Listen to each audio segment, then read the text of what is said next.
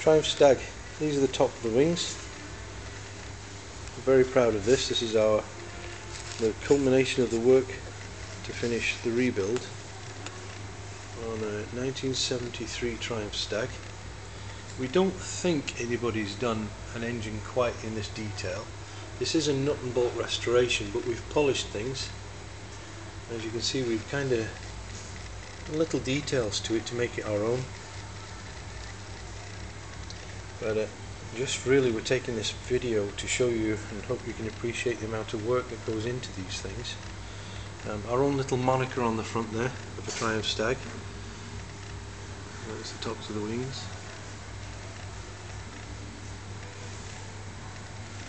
This is patience that's done this, because it's taken a very long time.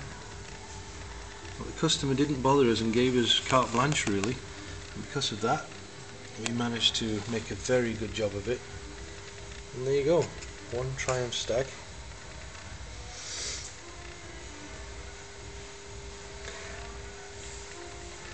Tell you what we'll do, we'll just make the engine run.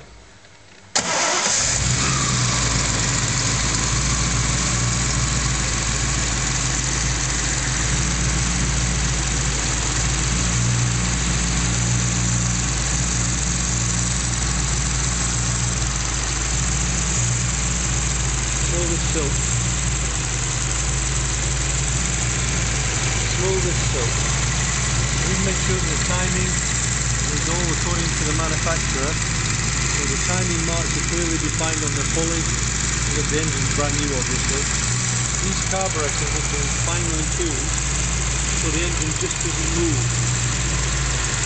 So we're very proud of it. That's the way the Triumph Stag should be.